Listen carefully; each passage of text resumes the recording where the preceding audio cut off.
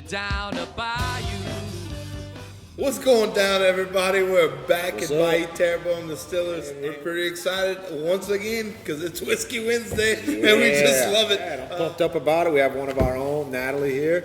She's Noah's wife. Noah is one of our Spilt Liquor brothers, so we're super pumped up about tonight. So family tonight. Special guest here. She hangs around in the background all the time, but just recently married to Noah. Congratulations, Noah and Natalie. Officially Natalie Lirette. Natalie Lirette. Natalie Lirette. I don't know. You told me earlier, but Dr. Natalie Lirette here. Doctor, that's the most important part. So Gator's wife. We figured out that Noah has a nickname now. Gator's wife, son. Look out. As we start every episode, who are you and what do you do?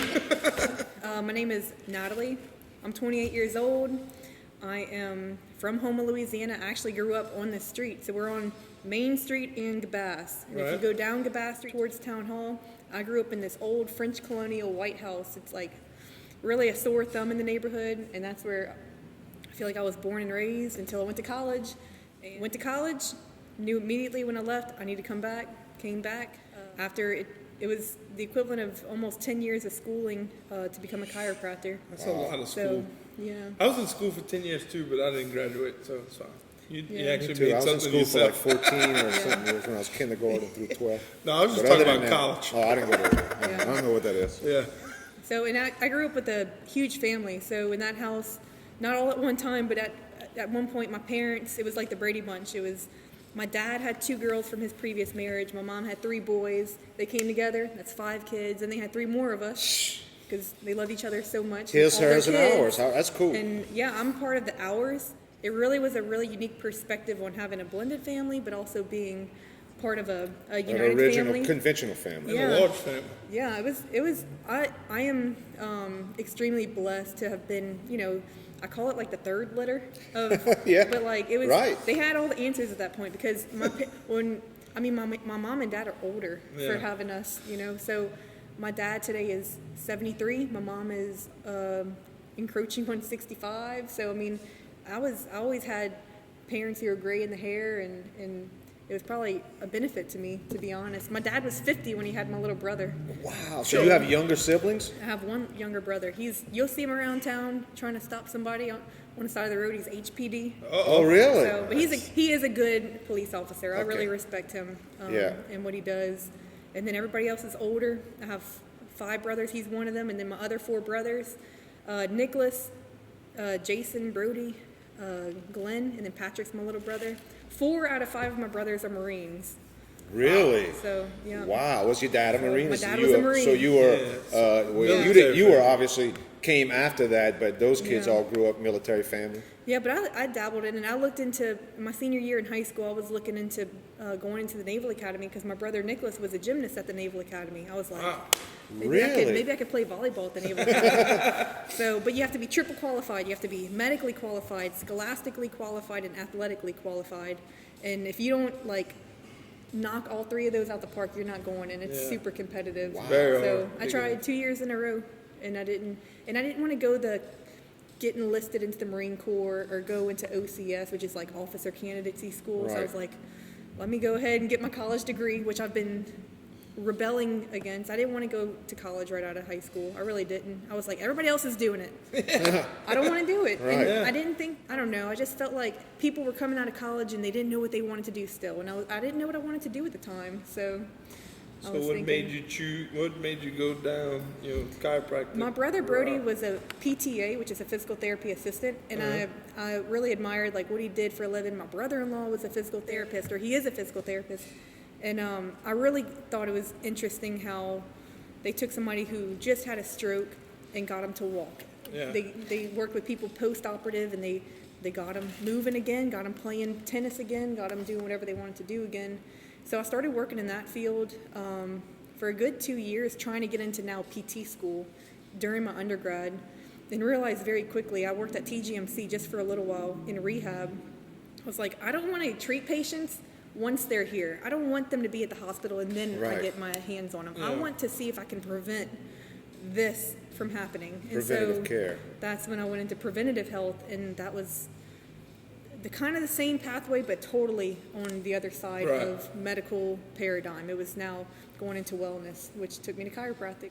I've suffered from back problems since I was pretty much 17 years old, and I've spent a lot of time in a little bed back there. And so, who was your chiropractor? Pizzolato. Pizzolato? That's mine. Yeah, really? Yeah, that was my first adjustment I think I was 19 or 20 years old. It was the first person who ever adjusted me. Did it like awaken some? You were like, whoa, maybe I could do this. Like, yeah, I feel like I want to help. Yeah, I don't know. I don't know why. It wasn't a typical chiropractic story. I went to school and people were like, after my first adjustment, I was sold. Right. For me, I was still kind of skeptical about it, to be honest. I was like, he got some stuff to crack, and I don't hurt anymore. It was when I was starting to pick up guitar. I started getting back pain from leaning over this way, trying to learn. And he adjusted me, and the pain was gone immediately, but it came back. And I'm like, oh, man, this is like a patchwork. Like a mask, mask fix. I listened to him, though, kept going. And I was like, oh, okay, well, now it's been 3 or 4 months. I still don't have the back pain. I'm still playing guitar. It's working. It must work. So it took me a while. And then I met Dr. Flynn. Yep. And he became my mentor. And Dr. Flynn, he changed totally the way I look at practice. Dr. Mike Flynn? Yeah. That's who my chiropractor was. So I kind of was skeptical. Like, I don't know if you were skeptical going in, but I was kind of skeptical because one day, I just picked up wrong on something, and I'd never had back problems in my life. And then I woke up the next morning, I was like, I can't get out the bed. Like, I was literally could barely walk from me to Manny. And Jamie was like, I'm telling you, you go see Mike Flynn, he's going to have you right. And it was painful to get there. But 2 days later, I could stand up again, and I had to go see him consecutively. But in a week, the pain was all gone. I kept going to see him, and it was just like eye-opening, like this stuff works, you know? You know where that happens? I think they call it the splinting mechanism. It happens after people in car wrecks. You move a certain way, right? And the brain says, oh no, we're not going to let the spinal cord be compromised. We're gonna spasm up around that column and make sure this man doesn't move any way that could harm the spinal cord. Even though it's not that serious or life or death, when you put an insult on the spinal cord, the brain only knows that we have to seize up and protect the spinal cord. Yeah, so it's actually a brilliant thing that the body does. But yeah, you need to. There'd be many days I couldn't get out of bed or do anything. Your poor brain. Yeah, my poor brain. Just locked up. Call Greg, hey, I'm on the way, man. So, now you own and operate your own practice, correct? Yes. It's like so out of the box, the way I practice. But, I had to go against the grain a little bit from the natural order of how chiropractic is practiced in this area, and just in general, because insurance is changing the way they reimburse chiropractors. I looked at the fee schedule recently to see, like, is it still worth it to be a cash chiropractor? And you only get reimbursed 60% of what you charge. That's the average nationwide. And then it depends on which region you're in nationally, what you get reimbursed. And so over here, it's even a little less than 60%. From what I read, and I'm like, man, if I charge $60 for an adjustment and I only get $40 of that, I can only, I have to see, so many people a day. Right, either that or you have to increase your amount to each person, and you don't want to do that. Yeah, that's not fair. And same thing with insurance. I don't want to have an insurance practice and have to, I'm also a mom, I'm also a wife, I'm also, I have other hobbies, I have other things outside of chiropractic. Drinking whiskey. Yeah, so it's like I really want to enjoy my life and not be, I'm 28 today. I don't want to be 58 being like, what did I do the last 30 years of my life? I stayed at the chiropractor office and I'd tell you. Yeah. Work too hard. Right. Well, because of money. I don't want to feel like I'm guided by the dollar. So, you still want to enjoy it too. Yeah, because I thought about it this way. Even COVID got me thinking about some things. I was like, if somebody took away my license and took away my right to practice, would I still practice? Yeah, I would. Yeah. I would still see. Speaking of moonshining, I'd still be seeing people. Right. You could be illicit. Yeah. So being a chiropractor at 28, tell us a little bit about that. That's pretty young to be a chiropractor, right? Yeah. I know. Some people say it's cool that you're the only female, or you're one of the only female chiropractors in the area. You're only Webster certified, and I think there's others, that do that. The most scary thing to me is being one of the youngest chiropractors, because clinically, there's still so much that I need to experience and that I need to learn. And so I do a lot of continued education stuff monthly, annually, to try to hone in on my skills and kind of stay Try to ahead get of the that pace. practice without having to, because you're so young. Kind of. Yeah, a lot of stuff I learn, on the job. You can see my patients. They seem to be comfortable. I take out the books in front of them. I'm like, let me check on that, and I'm taking out books. And it's only when we get to like a plateau or like a point where I'm like, I don't know, I'm kind of at the end of, what I know about this subject. Your treatment. Let me look, or we're going to refer out. And unfortunately, I have to refer out more than I wish. But there's a limit to what chiropractors can do. Care. You care. Well, I don't want to waste their time. Don't want to waste their time, and you don't want to. You for the people. You just don't want to feel like you give them the runaround. Hey, keep coming back. Give me $60, for bro. sure. And that could be from me growing up in a bigger family. I cannot even imagine my parents taking all of us to the chiropractor and going, $40 a piece. That's hard. You're paying for private school. You're paying for sports. You're paying for a chiropractic visit every month. I know, I have to charge for what I do, but I know that, and I'm very grateful for the families who come and spend money to get chiropractic care, because that's got to be a financial strain on a lot of people too. And so you don't want to take advantage of their time. You don't want to take advantage of their money. And at the same time, they just want help. They want to know what's wrong. Feel better. Can you help me? How can I feel better? And the last thing they want to know is how much it costs. They just want to know, can you make me better? Right. So I try to be conscious. That's all I was worried about. That's it. Me too. I don't care how much it costs. Again? If it make me feel good, I'll pay whatever. That's how. But when you're in that kind of bind, unfortunately, I was working in Dallas, and you call up a chiropractic clinic or another type of clinic in a medical field. Hey, I'm calling to make an appointment. Are you a new patient? Yes, I'm a new patient. Second question is not what's your name. What's your insurance? What's your insurance? Yes. I'm like, this is not the way to practice healthcare. Right. We're turning it into a profit-centric model, not a patient-centric model. And that's, if you want to be an investor in healthcare in the United States, an investor, and make some money, invest in anything healthcare related, because they got some masterminds behind it that, They've learned to really capitalize on sickness in the United States. The cost of medical care is just, it's sickening, really. Like, you go to the dentist, man, you take X-ray, your teeth's like $400. Yeah. Man. It's a challenge being a cash practice, a non-insurance-based practice. But I said that to say, I think that it attracts a certain type of patient that knows, okay, there's not going to be any here. Yeah. There's not going to be any she's charging these 18 codes, but only really providing, X, Y, and Z. My time with them is valuable, and I want to pack the punch. How long have you been practicing?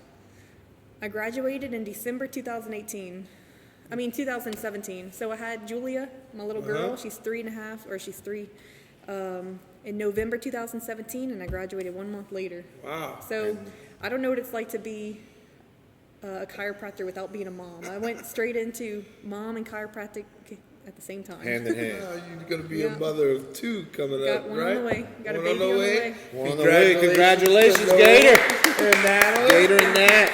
I guess when this podcast comes out, we'll know the gender of the baby at that point. No, we're really happy. So we got a baby coming this June or July. Don't know. It's a due month, not a due day. Awesome. So a summer baby. Oh, yeah. Man, you're going to be all big and pregnant, sweating and all. But, hey, it's all worth it at the end, I got a couple kids. It's all worth it. I wasn't big and pregnant, sweating, but I got a blended family like Natalie. We got his, hers, and ours. I think it's awesome. Your daughter, is it your stepdaughter? Yeah. She's Julia's gymnastics teacher. Right, yeah, Kaylin, She's my daughter's gymnastics teacher. Shout out to Kaylin. We love you. You're kicking ass in the community. 6. 6? Okay. Yep. They're only 3 years apart. Yep. We got a 6-year-old, too. That's so cute. Kaylin, helping out everybody over there at the Punch Gymnastics. That's it, bro. That's it. They keep him in line. So back about family. Tell us a little bit growing up, being the daughter of a judge, right? Yeah, judge. Tell us about that. Yeah, so my dad, the government towers, that's right there. I can't tell you how many years. It was definitely more than 10 years. He worked on the 4th floor, overlooking St. Matthews and HTV now where it is. And he did that in a workers' comp for years. I remember going there as a little kid, opening up the little candy jar to get Hershey's out of it, until he got promoted when I was a teenager to Social Security Administration in that field, so it's going from a state level judge to a federal level. And he worked in Jackson, Mississippi for years. He kind of transferred that office from a paper, analog stage to electronic. Right. I don't know why they chose my dad to do this. My dad is very administrative. He's very like progressive, administrative, organized. But they put him in this role that he didn't have experience in, like computers and stuff. They almost treated him like the IT judge. And they put him in this role of, you're going to make this office electronic now. So that is a huge feat for our government to change things. I'm sure that was very interesting back in the day. Yeah, that was in the early 2000s. And then they moved him to New Orleans because my mom was like, okay, but you need to come home to these babies. Yeah. So you got all these kids. Tired of raising all the kids. All the children. And I was graduating high school right around that time. And then on my way out, after I was done with my second leg of school in chiropractic, he got promoted again. But he said it's a lateral move. He went from working Social Security to Medicare to now he's working in the Federal Mine and Safety Commission. Wow. So it's much less depressing. It's not as many, disabled people that he's having to decide or just large terrible amounts of money stories, on. right? And he's still working today. He's still a judge today. He's 73. He lives in Washington D.C. Although today, as we're filming this, he's down the road with my mom at our house that we grew up at. Nice. They still have the house, but he works in D.C. He came home for the inauguration because all the hype and everything. Yeah, right. And they actually shut down Pennsylvania Avenue. They shut down all the offices over there. So he came back. He had a lot to tell us. Sure. And then, it's been I've just been enjoying watching him at his age. After he didn't just show up and all of a sudden I'm a judge. He worked through so much trial, tribulation, failure to get to where he is. And so, like, to hear him come home and talk about the cool stuff that happens, the people he meets, and the cool opportunities he gets is just a huge reward for me. And my mom, she's always been such a support for him. We went through some tough times. My mom was always, like, such a rock. Yeah. And she had 6 kids, all natural. Like, that'll make you a rock right there. I feel like that really prepared her for life and just everything she's been through. She's a huge role model for me. You mentioned that you did mention that you moved away, that you went to school, away, and then you came back. Yeah. What brought you back? What was it? It was organic for sure. I didn't leave saying I can't wait to get back. It was the pull. Mardi Gras season came around. We get a few days off at LSU for that. Yep. I came back. I didn't stick around Baton Rouge very often. I wasn't involved too much over there with sororities or anything like that. So every weekend I was home. Right. And I didn't have a huge friend group over here, but I really loved being around family during this time of the year and Christmas. And I had a lot of nieces and nephews being born around that time, like tons. Because I have obviously 7 siblings, so lots of babies that come along with that. And it was exciting to come home for the weekends. And then when I moved to chiropractic school, I just couldn't wait to look at the Southwest, Dallas to New Orleans. Where's the cheapest flights? And just capitalize when I can make a trip home. And over time, from being exposed to what I was exposed to in Baton Rouge at LSU and also in Dallas, I was like, man, it'd be so cool if Homa had this. And so I naturally just started creating some ideas in my head. And then I still do it. I just take trips around Homa like, man, what if we could do this here or this here? Or you and I and Chad have had that conversation a few times. Like, we need to talk about this and we need to do this. And especially now, it's kind of sad to see how many buildings are up for sale and for rent. Yeah. But it's like, man, so much depressing, opportunity. Actually. Yeah, if you pass down Main Street, it's depressing how much is for rent sale. I know it's not a promising time economical now. So who knows if that'll ever all come back. Yeah, we weren't doing well in the community before the pandemic. I saw things shutting down before that. And so when it was a ghost town, March and April in Homa, I remember I had a little tear in my eye. It was. You'd go downtown, there'd be nobody, it was sad. I knew right away when I moved to Dallas, I was like, man, you know what? I keep seeing pediatric prenatal chiropractors around here. This is their bread and butter. This is what they do. Yeah. And I actually became a patient when I was pregnant for my first Julia. I became a patient to this wonderful clinic in Dallas. They're some hippies. They are so out of the box. They're very they call it vitalistic. They address you basically at your soul and at your spine, and they're not looking for where your pain is. They're just they're feeling with their hands where's the restriction. And I don't want to say I got a lot of my influence from them, but I was so inspired from them that it couldn't help but permeate through what I do now. Correct. And just give me the inspiration every day that, you know what, they provided with me at that time peace and tranquility and just a very safe place for me and my unborn daughter to get chiropractic care. I felt very, safe with them. And that really gave me the inspiration to come bring that here to Houma. Yeah. Because so many women who come to my practice, they're in their 3rd trimester pregnant, and they're like, I'm hurting so bad, but I'm also scared to death to get adjusted. Yeah. Please tell me what's about to happen. Walk me through it. I don't know if I'm like ready for it today. What is the benefits of like a mom brings in I got colic. My kid's crying, colicky. They got reflux. Tell us a little bit about what you guys could do to help those kids out, because there is an avenue that they could go through chiropractor to kind of help with those, right? They just had a little girl today. She's 8 weeks old. She was in my practice this morning. So as little, I'm sorry to interrupt you, but as little as 8 weeks old, you could. Oh yeah. That's amazing. I had a girl this time last year came straight from TGMC to my office. Baby still had the hospital bracelets on. Really? Yeah. The baby wasn't turning to latch. The baby couldn't protrude the tongue and wasn't turning. So it wasn't feeding right. It was a very quick delivery. They had to remove the baby with forceps, hyperflexion and pulling. A lot of trauma. You have a lot of nerves that come through here. Not just nerves, but also muscles. Baby's probably going to have a little weakness here for a while after that delivery. OBs are getting so much better about that they are starting to learn more too in their field, not to tug as they're starting to wait. Moms are starting to be more informed. Say, can I please push my baby out? Please touch my baby on my own. Can my husband deliver the baby? A lot of things are changing in the birthplace. It's a very uncomfortable subject for obstetrics in that field because it's rocking the boat a little bit on conventional medicine and chiropractors. I try to stay in the background. I try to stay in my lane. I didn't study obstetrics. I don't know what they're supposed to do, but I know obstetrics are trained surgeons, so they're ready for when the shit hits the fan. We got to get this baby out in a hurry.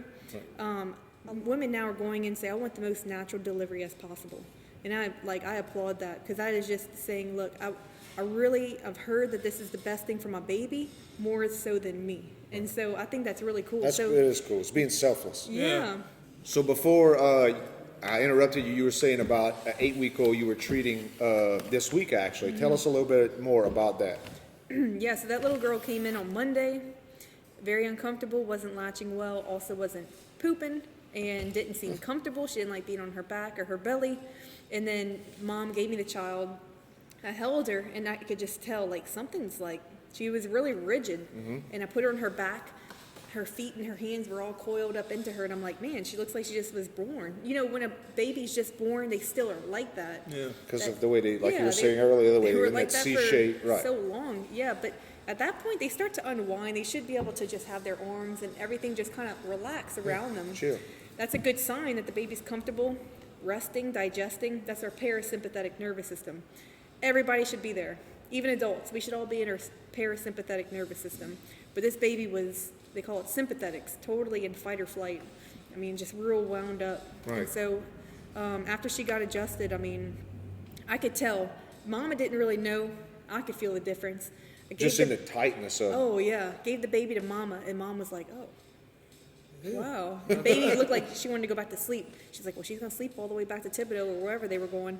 And she came back in today and totally night and day different baby. So at that point, I pretty much discharge him because, I could see him, 2 times a week for 12 weeks. But I kind of want that mom to know, look, I'm here for when you need help. Right, when you that's need awesome. That little baby's one of 5 children too. So I'm like, let's try one more time next week.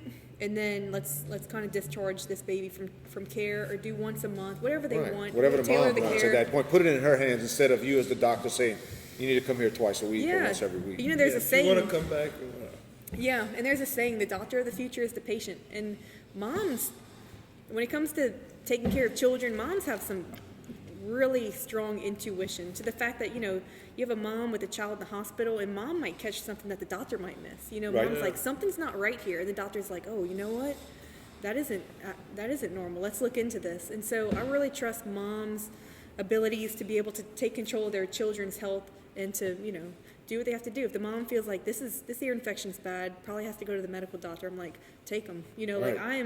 I'm all for, you know, a baby going to see the pediatrician. Right. Or the I'll try to do what I could do, but if you don't, Yeah. if I can't, then let's get them some help and relief. Yeah. So there's always a limitation to what chiropractic can do, but once you apply the chiropractic adjustment to the child, now you're taking 100% of that baby's neurology in their brain, sending it down at 100%. Now the body, the joints, send another 100% of that neurology back up to the brain. Now the brain can sense what's actually happening to the motor part of the baby. So the brain has two directions, down and back up. So if there is an impingement or something at the bottom, signal can go down all day. But if it's not going up properly, the brain's not interpreting this language. And so that's kind of what chiropractic goes in there and fixes. Okay. There's chiropractors talk about three things: trauma, that's a car accident, a sports accident, a concussion; toxins, that's our diet, that's the air we breathe, that's the chemicals that are in our skincare products, or the toxins that are in our, eating fast food all the time. And then another one that's really interesting to the field, and that, other doctors are like, I don't know if that's so applicable to what you do as a chiropractor: trauma, toxins, and thoughts. Thoughts. So our autosuggestion in our brain, what we think about. And look, and all that really applies to is positive versus negative. Yeah. If you're thinking about bad stuff all day, Yes. doom Yeah, and absolutely. gloom. If you're Please watching say the that news louder all for day, the people in the back that can't hear. Right. Yeah. Because I believe that's Negative so much more. attitudes bring on negativity. it will make you sick. And look, I am a great patient. I'll say I'm a great patient. I was a good chiropractic patient. I try to, I even have a medical doctor. I try to, listen to them and really take in the education and everything. But I realize if I watch the news, that is not good for me. No. So they get triggered by different things. For me, it was Facebook. I got off of Facebook because it really was making me I applaud you for that, psychologically because sick. it really is hard to do for people. Like, It was hard. It was a sacrifice for my job too. I mean, it really is putting a dent in my ability Your clientele. to influence through social media in my company. Right. And To advertise, basically. And so right now I just have to, because it's just so, the information out there in the United States, and I don't want to single out America so much, but because I don't know what's going on in other countries. I'm not looking that far. You're not worried about them. You 'Cause live I'm in America. overwhelmed enough by the United Absolutely. States. And I know that like this, I don't think, look, there's conspiracies out there that, it's designed this way to keep our cortisol levels high, watch the news, be in a fear mindset. But I think it's upon every individual to take that, that responsibility, themselves. Do your own. What's your stressors? Remove Right. those. And so Right. for me, I'll even tell my patients, it was social media, it was the news, it was all those things, and I had to remove myself from it and just start educating myself on it. And unfortunately, we don't live in an age where we pull an encyclopedia off the shelf. Yeah. You have to count on the internet for your information. And when the government is controlling the information we see, it frustrates me. It is. Yeah. It's very frustrating because you don't know if you Google something, you don't really know if that's the correct answer, if it's what someone wants you to believe the answer to be. Right. That's scary, though. That's scary. They could program you. I can get into some media conspiracy theories. So Noah, Mitch, y'all, me, we all have companies. Mm-hmm. We can influence the consumer's ability to see us based on our search engine optimization. We have that control in our hands as business owners. Right. We have a lot of that control. How much more control does the government have over what we see, what pops up first? We have control over what's the top 10. Yeah. They have control over the top thousands and millions of, I'd say millions, I don't know if it's millions, but I can pretty much assume it might be thousands. If you're looking for a specific answer to a question and you don't want the government's influence, it's going to be very hard to do that on the United States World Wide Web. And like you said, it could put a lot of stress on you and on your body. So I mean, what I realize is being off of Facebook has literally ignited my creativity again too, because so much of my originality and my thoughts and my art, like when I do social media posts, was influenced by what I was seeing on a day-to-day basis on social media, what I was being targeted with, and I just felt so just dry and out of ideas. And when I got back off Facebook, I'm taking notes on my phone, when I get back on, this is what I'm gonna do. By the way, my phone's in airplane mode because I don't want the government hearing me right now. And you have got to prove to me that they're not listening to us right now. They are listening to you. They're listening to us. I absolutely believe the minute you enable your microphone, your phone listens to you. If you don't believe that, I think you just are being. Oh, you see it when you talk about You see it when you Google something, it's there. You're on Facebook. You talked about maybe buying a truck off of The phone's just over there, and then that's all they put it on the whatever they call it. It's happened to me. It's everywhere. a few Oh, times. trucks here, Yeah. trucks here. So these things definitely listen to you, and they're a tracking device, and we as humans pay monthly for them to be able to listen to us and track us. I do it too. I mean, that's a whole nother episode. I'm about to have a conversation with Noah about how the government's not too fond of chiropractors because we're taking sales away from pharmaceutical companies. And that's their big thing. Ooh, They want they don't like that. they want big pharma. Yeah. They don't want someone who thinks differently. And Yeah, your it's way of different. helping people is different than, hey, come see me. I'll give you 30 pills for a month. No, I'm not going to do that. I'm going to try to like physically fix you instead of chemically giving you something that I know is going to make you addicted to, and then you turn around It's and then you coming need away from counseling, it. and then it keeps all this running, and that's what the government loves. Yeah, and there's been some lawsuits, and it's slowly coming away. There's been whistleblowers, and it's getting some traction, and we definitely are going in a better direction, but we still are a profit-centric healthcare system, so it's going to take us a while to turn the boat. Right. It'll take a while. You're right. But I mean, I like it's natural. been, yeah. I mean, Love a lot natural. of you're going to see that's the trend. You're going to see natural doctors, natural medicine, naturopathic, that field in general take off. I mean, insurance companies hopefully will start to reimburse all those fields better because they're going to see that's what the consumers want, and they're not going to support an insurance or a plan that's not going to give them that. Right. So, Not going to help them get that In my care. experience too, with my back problems and my back pain, I never wanted to be, relying on pain pills to kind of get me through. You got to the raise a days. family. How you Yeah, going to, I mean, I you know? can't- You got to go I to can't work. do that, with work and everything else. So, Yeah.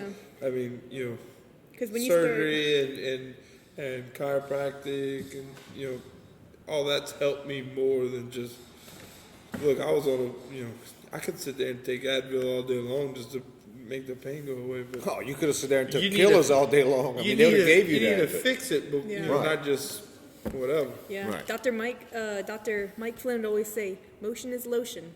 And what that means is if you're not moving Oh, it, that's true. yeah, if you're not moving it, it's going to, I think you need to remind the brain, it's called proprioception. You need to remind the brain that knee moves in all these different, That's definitely in true. all this area. So that area needs to stay. Talk to her about the name of the. Oh yeah, we'll talk to you about the name of your company. So Oh, man. your practice is named Yeah. Houmeostasis. Say it, I can't say it. It's okay, you came real close. Homeostasis. Homeostasis. Yeah, it's a term I learned in a biology course back in my undergrad, and I was like, man, that's so cool. The body has the natural ability to hold equilibrium within the human body. That means in hormones and blood and all that, the temperature, it regulates. It's got its little autonomic thermometer, I guess. I don't know. It's just a center. It's in the brainstem, and it regulates your temperature, your hormones, all those things. And the brain does this together to keep us in balance, regardless of what's happening around us. Yeah. So if we get cut, boom, the body has a mechanism of figuring out the perfect amount of platelets to send down, the perfect amount of this, the perfect amount of release in the kidney to keep the blood pressure staying at a certain level. There's so much that happens There's to a fact. regulate that cut, keep you from In an bleeding out. instance. So it's really important that everything's working the way it should at 100% for that to be efficient. And the body's made to self-heal, self-regulate. So I was like, you know what?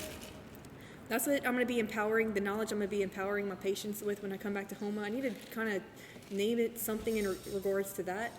I love Homa. Sitting there. So Yeah, here we we go. all love it. Houmeo. Homeo. How People are perfect. going to struggle with that. My dad said, "Are you sure? Because I can't really pronounce that." What? I will have to admit that I asked Lawrence today, my buddy I work with, and I was like, "Bruh, say that." Where you from? What bayou are you from? I'm from Houma. You from Homa? See, my dad grew up in DeLarge, Yeah. and he said that's going to be hard. Do it large. I can't believe Lawrence is from Galiana and he knew what. He said it right off the bat. man. He's a smart fella. Yeah. Oh my gosh, I've met the smartest people from down the way. I'm not good. Hey, I hear you. You were introduced to me. I mean, come on. Listen, I'm not good with Galliano spelling and and house. stuff like that. I'm real terrible at Well, it. Mitch gets Yeah, I'm on not my good ass at all the spelling. time. I went with it, and what I did is, and Noah appreciates it, it's how to strive for the balance in your health in a rich southern environment, or a rich southern, bayou area, So you bayou telling region. me that I can be healthy and eat shrimp You po' can. boys? Yeah, I do it. If you eat Yeah. grilled shrimp po' boys with no I love bread, you'd be shrimp super po' healthy. boys. Yeah. Look, people think genes is I just don't, I didn't have the genetic makeup for it. Mm-hmm. Like nothing, in my opinion, is out of, like, these things are within our control. We have it it's such a gift for humankind to have the control of, will I exercise or will I not? Right. Will I eat right or will I not? I mean, these are things these are principle. You know, we can start as children taking care of our bodies right then and there. And so I try not to coddle, like, in my office and feel sorry for too many, unless there's, like, real, like, serious health problems. I mean, you can't help but be empathetic. Right, you can't help but your human instinct take over. If you eating cheeseburgers every day, Yeah. that's I your can definitely issue, be, partner. yeah, like, right now, Yeah, me, dog. Yeah. I'm talking about me. Everybody calm down. I understand. I Yeah. eat cheeseburgers every day. It's fine. but, yeah, I'm definitely not the most sensitive of bedside manners, but at the same time, I know, because I'm struggling too every day. You know, like, I'm like, let's do that. We can do this together. Look, I'm sore as hell right now because I just started working out 2 days ago for the first time in 2 weeks. And so I kind of share that with my patients and let them know, look, I'm human too. I'm trying to do this too. Right. And it's very difficult. I love Big Al's. You know, like, I love our southern culture and our crawfish boils in the spring. And, but I know Word on that, that. man, the sodium is not going to make my back feel so good, because I have my own little back soreness whenever I'm inflamed. And so those salty foods will inflame you, blow you they're up. not good for you. And you think it's just bloating your fingers and your hands and in your face. You're like, oh, look at the bloat. I'm like, no, it's bloating your joints too. So you talk Flush about, it out, dog. So you talk about Cajun food. What is your favorite Cajun dish? So last year he went down the bayou. We're talking about Noah. Yeah, he got Gator. us an alligator, and he sent the skin off to get some wallets and shoes made, and he brought the meat home. He made us an alligator sauce piquant. Oh, really? Gator sauce Yeah. piquant. And it was unbelievable. That's Classic. when I knew we were gonna get married. Bam! That's where you see it. That's That's the where winner. you seal the Yeah. deal, huh? Yeah. Hey, that's a classic Cajun dish. Over I some love rice. me. I love me Yeah. some gator sauce Ooh, piquant. man. Yeah. And you know it's good when it's hot and it stays hot. You know they got the ratios of grease to tomato Fantastic. to alligator just I perfect. love all sauce piquants. Gator, turtle, redfish. Oh yeah. Hey, I tell you what, down pork in sauce piquant. down on the roads, they make alligator sauce piquant at the French Food Fair every year. I was about to say, who does that in town? Let's go. It's Who does a good so sauce piquant? every year in La Rose, I think it's in October or so, they have the French Food Festival, and it is the absolute best food you're going to eat in South Louisiana. Oh, it's The fantastic. shrimp boulettes down there, I mean, they are Under the to die bridge, for, baby, dude. let's get it. Under the bridge. Oh, so Under the good. bridge. That's I where it's agree. at. All right, speaking of bridge, we don't play bridge, we play Pedro in South Louisiana. All right. I know you play Pedro. Yeah, I can dabble. How do you play? You I can play, dabble, she You said. play cutthroat, follow suit, and what is your force bid? I like follow suit, force bid. 7-ish? You're a 6 or 7, girl. Oh, I don't like force bid. You don't like? Nobody likes the force She's bid looking unless at- I got the she's looking at deck. her I was partner like, back well, there. after I said it, I was like, wait, what is force bid? Yeah. Because Minimum bid. whatever yeah. is the generic way to play Pedro, that's Yeah. the way I Yeah, like 7. it. When people start getting crazy, that's when I put my cards down And you want to walk away and say, Yeah. hey, somebody Noah, else takes Noah, my you spot. take his spot. Yeah. Because I know Noah is a good damn Pedro player. I He know this is. from experience. He's my partner I'm in not- Pedro. Okay, His well, look, first I got a time- challenge for you. Me and Jamie, because Jamie's a damn good Pedro player. We play you and Natalie. So here's my other question. We normally ask our regular questions. I think we got those out of the way. Come on, hit it with I'm the- excited nervous. about some other stuff, okay? What is he about Because to there's ask? been this little table back there Oh, okay. for a long time, like this whole podcast. You're like a little tiny girl. So you're 28 years old. You said. Why does my age matter? Well, it's not. I mean, you're More the young. fact that she's like 100 pounds. Yeah, you're like Not that 90 she's 28. pounds. You're Yeah. 90 pounds It's soaking wet. soaking wet. The So- baby's weighing me down. So Suck, I'm usually 89. how do you handle a full-grown man like Of that? Manny stature. Or myself? Can you give us a demonstration? Well, you ever heard of Jackie Chan? Absolutely. Jackie Or Chan. Bruce Lee. Bruce Lee?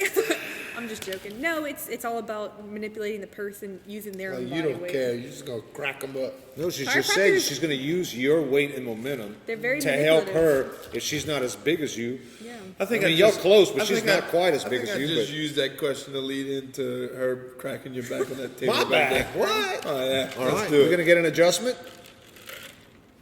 So the first thing I look at is just if there's any overdevelopment on one side versus the other. His ribs look fine. There's no he's not coming in with an injury, so I'm not seeing anything crazy. His leg length, if you look at it, is 1/8 of an inch short on the left.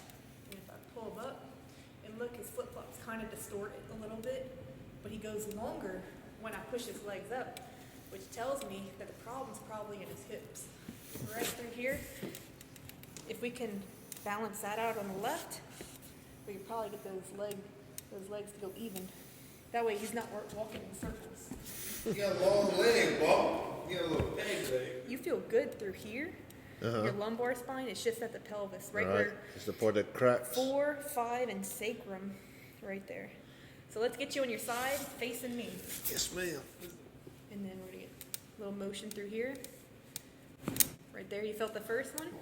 Take a deep breath in, relax that air out. Good. Let's go onto your back. Relax your neck. Good. Awesome. Good. Good job, man. We're gonna adjust you right between the shoulder blades. Come back over. Good. That's the one that needs to pop. Wow. Woo! So That was Chad, impressive. how you feel, man? I feel like a new man. Seriously, we were just talking about it off camera. I Yeah. feel like I'm asleep like a baby You tonight. just got cracked up. Man, and I'm she telling you, I handled feel like you- I could breathe better She after. handled you at ease, bro. Absolutely, dude. Everything felt good. Nothing felt strained. Man, that was good, man. Really, was I have awesome. dainty hands. That was awesome, You man. did Appreciate really it. dude. good. Put the power into it. So Natalie, tell the people how they get in touch with you if they want to come see you. Or, there's a Want number to talk we to can you about call, some issues or Yeah. what do they do? website. I know you got a website. I got a website. It's pretty self-explanatory. It's very simple. I practice within a room about the size of the tasting room at CrossFit Homebrew. That's off of Alliance Court on Hollywood Road, or off of Hollywood Road. It's just me and my scheduling assistant, Nicole. So the office number, when you call it, you'd get in touch with her, or you can go online, schedule online. There's online booking, should work in real time. Cool. And then if that doesn't work for you, you just call the office. You can even text the office phone number. That's my favorite feature. Well, we really do appreciate you coming out. Absolutely. Great information you passed on. I really enjoyed it. And like I said before, back injuries and pain has been in my life for a long time. So I really do. There could appreciate be you relief. sharing some wisdom. So from Spell Liquor Productions, we out. We out, baby. Appreciate y'all. Cheers. Good Thank deal. y'all. Thank you. Boom. Appreciate it.